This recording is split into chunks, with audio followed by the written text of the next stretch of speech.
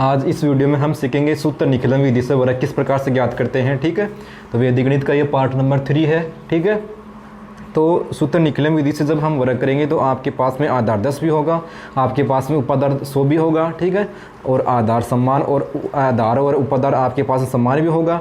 और जब आधार व उपाधार अलग अलग हो तो हम किस प्रकार से वर्ग करेंगे आप। ठीक है, ये वीडियो है कक्षा 10 के लिए।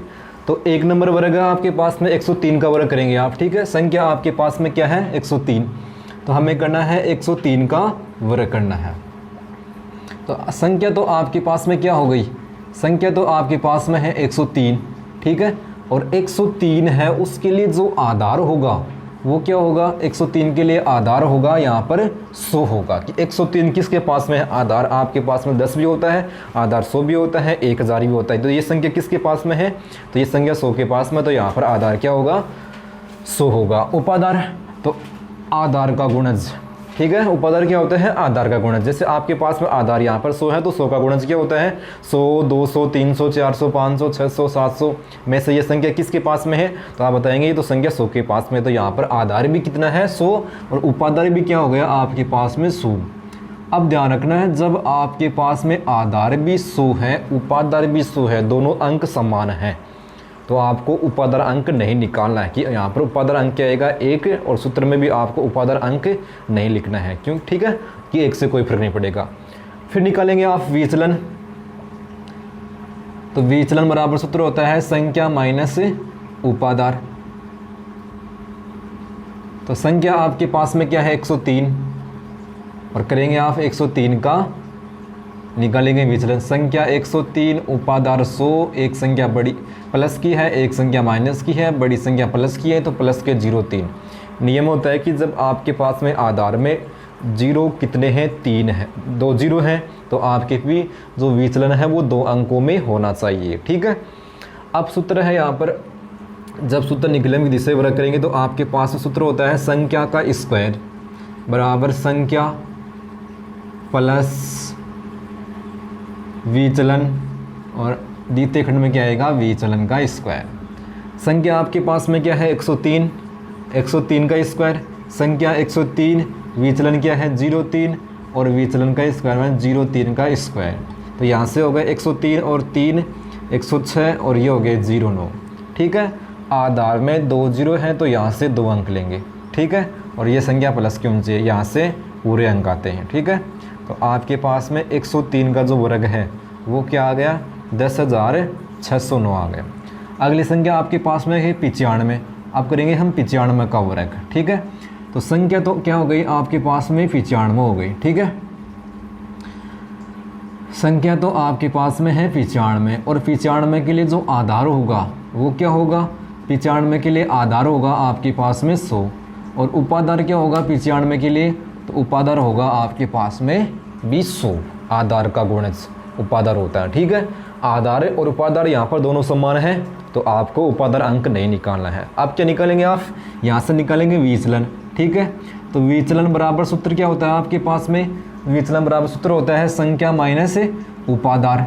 ठीक है, संख्या भी है और आपके पास में उपाधार भी है। संख्या क्या है 95, तो 95 माइनस उपाधार 100, एक संख्या प्लस की है, एक संख्या माइनस की है, यहाँ पर बड़ी संख्या इस बार क्या है माइनस की है, तो विचलन आएगा वो क्या आएगा माइनस का 05। ठीक है, तो यहाँ से आ गए माइनस के 05। अब आपको लगाना है सूत्र संख्या का स्क्वायर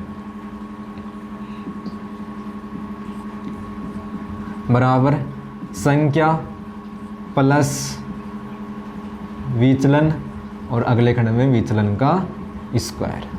तो संख्या आपके पास में यहाँ पर क्या है 95, तो 95 का वर्ग बराबर 95 प्लस विचलन, ये प्लस का ये माइनस प्लस माइनस क्या हो जाएगा माइनस, तो माइनस के 05, और यहाँ से माइनस 05 का स्क्वायर। तो यहाँ से कितना आ गया 90, और 05 का स्क्वायर हो जाएगा 25 लिखना आपको।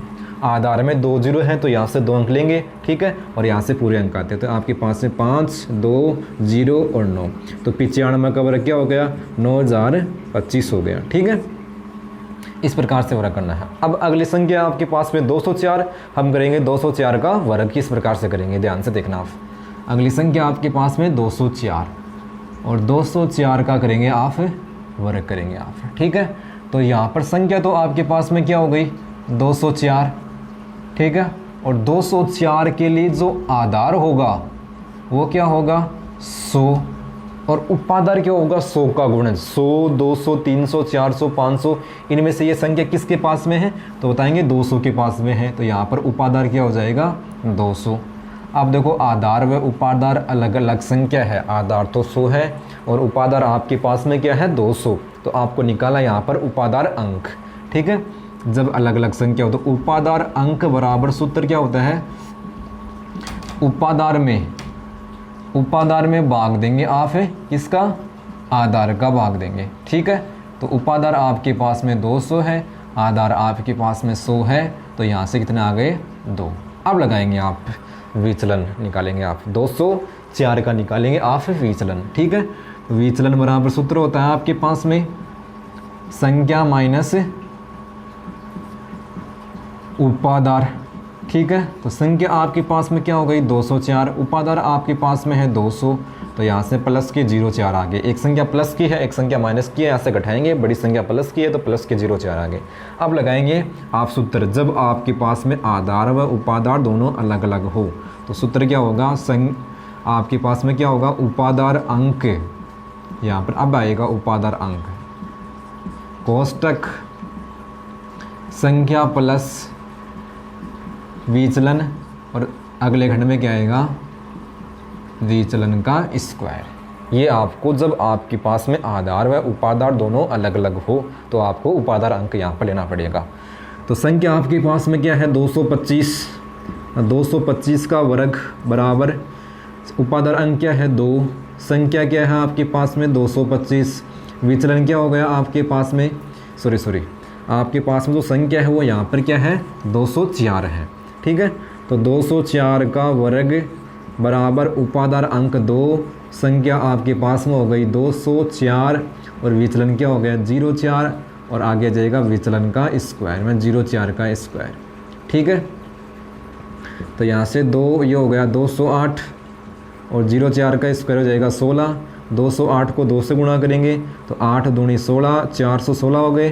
ठीक है, और यहाँ से आगे 16, आधार में 2 0 हैं तो यहाँ से 2 अंक आएंगे और इस खंड से पूरे अंक आ जाएंगे, तो यहाँ से आपके पास में ये क्या हो गया 204 का वर्ग हो गया 41,616 है।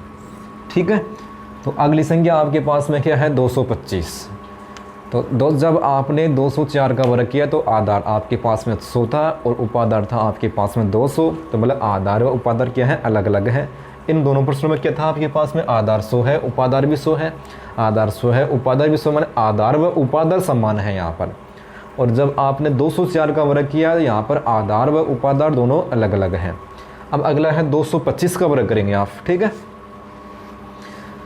अगली संख्या आपके पास में 225 का वर्ग, और 225 का वर्ग करेंगे तो आपके पास में आधार होगा 100 और उपादार होगा 200। इसका मतलब यहाँ पर भी आपके पास में आधार व उपादार दोनों अलग अलग हैं।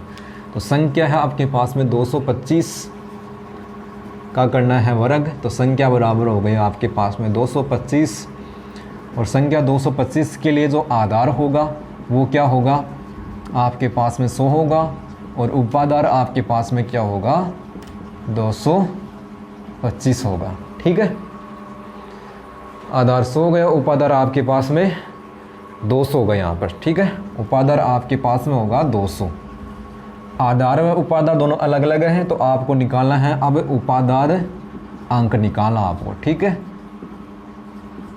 तो उपादार में भाग देंगे आप आधार का, उपादार आपके पास में 200 है और आधार आपके पास में 100 है, तो उपादार अंक आ गया 2। अब निकालेंगे आप विचलन, संख्या आपके पास में 225 है और आपको निकालना है 225 का विचलन, तो संख्या माइनस होता है आपके पास में उपादार। ठीक है,